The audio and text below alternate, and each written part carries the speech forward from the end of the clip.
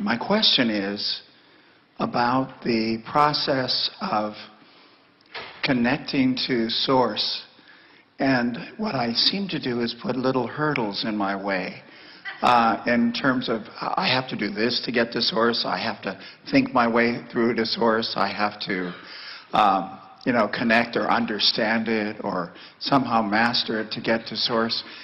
And I'm capable of just finding a nice, clear way to Source, but I don't sustain that. What I do is Well, you've said the most important thing, because most everyone finds themselves either close to the vicinity of the vortex or in it every day for a moment. So the key is to be aware when you're having one of those moments and then milk it a little. And in doing so, you practice the vibration, and the more you practice the vibration, then the easier it is to sustain it. In fact, you've said something else really important here, and that is when you are aware that there is a stumbling, that you're stumbling a little bit, and then you try to overcome the stumble, that's like practicing being out of the vortex. And a lot of people, very well-meaning, do that. They're trying too hard. They're aware that they're not there, so they're trying. So it's a very good mindset to say, well, I'm just going to watch and see when I'm naturally feeling better, and then I'm just going to try to milk that a little longer. We encouraged Esther a few weeks ago, as she was basking her way to sleep, to find a word that represented a feeling and just hold that word. In other words, the premise of our conversation with Esther is this: what you're observing in your physical format with your eyes and ears and physical senses could be something that puts you in the vortex, or maybe not, and often is something that has resistance in it.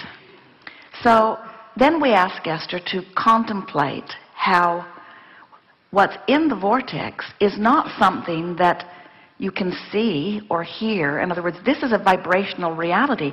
This is a vibrational reality that, if you allow it, will manifest so that you can see it and hear it and smell it and taste it and touch it. But when it is in its vibrational state, if you are to participate in it, you have to participate in it as the vibrational being that you are. In other words, you have to feel it, because you can't see it and hear it and smell it and taste it and touch it until it manifests. Are you following? Yes. So this vortex of creation is a vibrational state of being, which is to say it's an emotional state of being. And so I think for me, what I've been trying is the thinking my way through this whole process. And what you're giving me is this feel emotional your way. Well, you can't pathway. separate the thought from the feeling, but this is sort of gives you a little advantage, because when you're outside the vortex and you know you are and you want to be in, your perspective is, I'm out and I want to be in. And when you reach for a feeling, you're in more easily, and then you can milk it. And the whole point of it, you see, we're not trying to get you to stay in the vortex because we want you out there stirring up trouble for the universe. In other words, it's normal that you would be out there selecting, and we want to say that you're going to discover that there are even vibrational variety inside the vortex. In other words, the difference between passionate or that powerfully energized feeling of excitement is a different vibration than ease. So, but all of them have no resistance within them, but the vibration is ramped up at a little faster speed in excitement than it is within ease. So there's plenty of differentiation. In other words, you can get to the point where you are choosing the majority of your motion forward from a range that is technically inside the vortex. You have the ability to get in there and be predominantly there and still move forward as you've intended. And let's face it, most of you have, from your outside the vortex exploration of life, put enough in your vibrational reality to keep you busy for 20 or 30 lifetimes. In other words, it's time for you to tune to that and let the good times roll. Right. So are you saying then that you could do a lot of your choosing and deciding from in the vortex, that you don't have to leave the vortex? Yes, but we want in and out of the vortex to not be such a big hairy deal. In other words, we want you to embrace your vibrational spectrum with the knowledge that on the other side of the wave is something really good and you can choose it any time. In other words, sometimes you think about just people who are exploring. They want the adventure.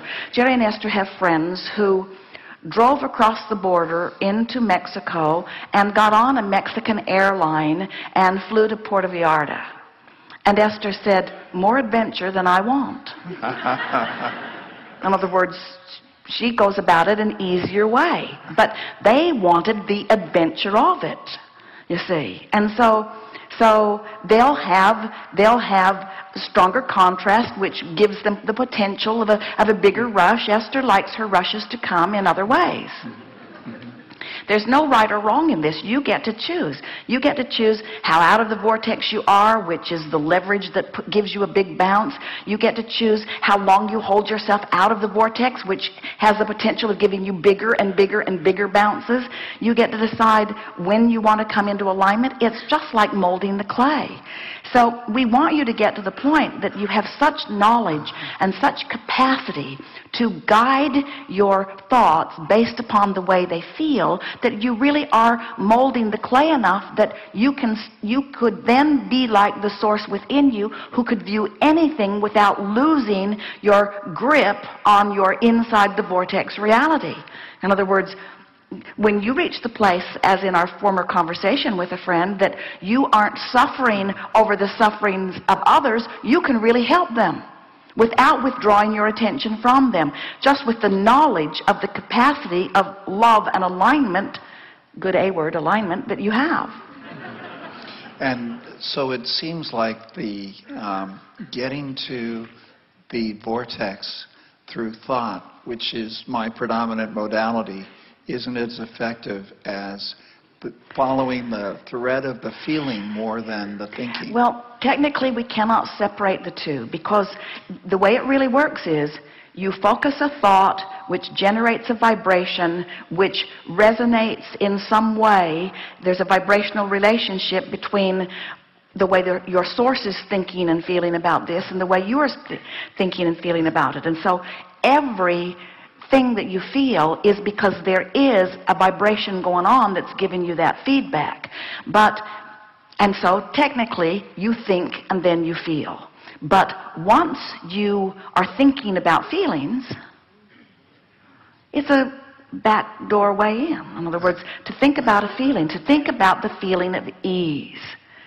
Esther, as she was going through her alphabet, she was thinking of appreciation. And right away, in the feeling of appreciation, she thought about the other day, she and Jerry were at their favorite restaurant. It's a little place, a little local place close to where they live in Del Mar. And it's a place that's up and coming, and they're so appreciating how it's evolving. And they were sitting there just sort of appreciating and basking in the wonderful moment that they were having. And they were noticing a couple sitting at a new bar on a new bar stools, sort of snuggled in together in total comfort in their environment. And then she watched some people over there who were obviously just having such a good time, and she's watching the staff moving around, and she is appreciating. It was just one of those moments in time where the appreciation was so palpable that it was like the best moment that she'd ever lived in her life. And she's saying to Jerry, do you feel this? And he was saying yes. And then they sat there for an hour and tried to identify why it felt so good. Why does this feel so good? I think it's the new bar stools, I do. I think it's that they're so comfortable. Look at those two. Look how comfortable they are sitting there. Maybe it's because they're in love. That must be it. They're really in love. Can you see that they're in love? Listen to that lady smacking her lips. She's loving what she's eating. That must be it. Look at Tommy in the kitchen. See the grin on his face? I think that's what it is about. In other words, what is it? What is the reason that I feel this good? Why do I feel so good right now? Why do I feel so good? Let me count the ways. Why do I feel so good right now? Let me feel it and know it and practice it and vibrate it and hold it and know it and feel it. Let me practice this feeling. Let me practice it until I know it. Let me use this as a touchstone that I can use even when I'm not here. Let me know this. And you got to know the environment that they're focused upon benefits dramatically by that. In other words, it sends this vibrational advertisement from the rooftop of this place that says to anyone within 100 miles, if you want to feel good, you should get off the freeway here. If you want to feel good, you should get off the freeway here. In other words, pockets of well-being are moving around, and when you get hold of one and you practice the vibration of it, you become a cooperative component to that and only that. And then the universe says, oh, there's some of that over here, there's some of that over here, there's some of that over here, there's some of that over here. And of course, it works just as well when you find a reason to be ornery. The universe says, oh, there's more over here, there's more over here, there's more over here. Right. Great. Thank you very much. Yes, indeed.